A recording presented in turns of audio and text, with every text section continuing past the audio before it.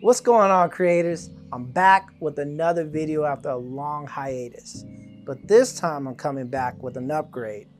I've now upgraded from a crop sensor camera to a full frame camera, and we're going to discuss the Canon EOS R6. Now, I used to run with the Canon 77D. Nothing wrong with this camera. It did great work for me. And I'm very happy with the videos that I've created with that Canon 77D. But that camera, it allowed me to save up enough funds to upgrade into a full frame camera.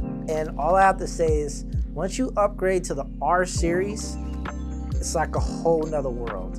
A whole nother world. If you've been filming and shooting photos on a crop sensor camera and you feel like you're now getting to a place where you want to do this professionally, you're getting paid gigs doing this, and this is something you want to do with your life, you have to upgrade to a full frame camera at this point. And I highly recommend the R6 is phenomenal.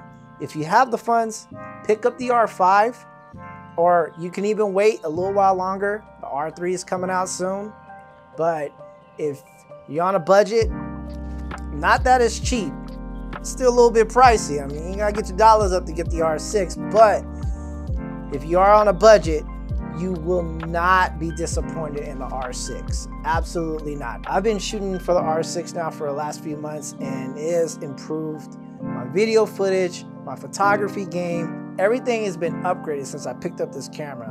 And again, once you get into this R series, you're in a whole nother ball game. Now, if you already have a full frame camera and you may already have the R series, you may want to save up your money and invest in the R5 or the new R3. Maybe the R6 might not be for you. Then again, if you want the 120 frames per second in full HD and 4K 60 frames per second, then pick up the R6. Now, since we're on the subject of frame rates, what can I say? Shooting 4K at 60 frames is a dream. Like with the 77D, I was shooting 60 frames in full HD. It was fine, it worked for me. But I still wanted to get that 4K footage.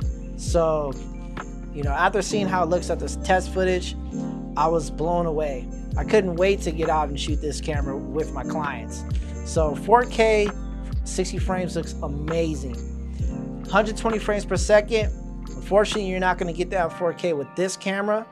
Get the R5 and you will get that. But with this camera, you're going to get full HD and 120 frames per second. Now, don't get me wrong. Like, 120 frames per second is still amazing. I love shooting in super slow motion. It just makes everything cooler. If you're trying to get some cool close-ups, some really cool B-roll and 120 frames per second, you're gonna have a ball with this. Another great thing about picking up the R6 is now that you have access to all the RF lenses. The first lens I picked up with the R6 was the RF 35mm 1.8 lens. Actually, I'm filming with that lens right now, so you can see the clarity of it and how it looks. I love this lens. I use it a lot when I'm shooting video. This one in my 50. It's good for portraits. Not my favorite for portraits. I prefer the 85. However, still an amazing lens. Those are a lot of great things that I love about this camera. There are a couple of things that I do not like about this camera, and one thing primarily is the overheating. Yes, we're gonna have to talk about the overheating. Well, I've been on a few shoots, and what I can say is the camera overheats. If you're shooting in 4K, 60 frames per second, it's gonna overheat. It is what it is. Fortunately though, I'm not doing shoots where I'm running the camera for long periods of time. It's not like I'm using it for weddings or anything. What I'm primarily using for is like music videos or short films. And with these type of films, I'm usually turning the camera on and then turning the camera off. So it's not consistently on where it can overheat so quickly. However, I had run into some issues. Now, I know you can get an external monitor. The Atomos Ninja is a good way to go.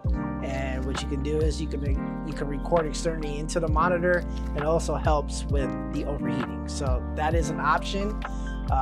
especially if you want to pick up a new monitor if you don't already have it. All right, creators, that was the Canon EOS R6. And if you enjoyed the footage and the photos, please smash the like button and subscribe to my channel. In the future, I will be reviewing the 35mm, 50mm, and 85mm lenses. Hit the bell notification so it'll notify you as soon as I upload those videos.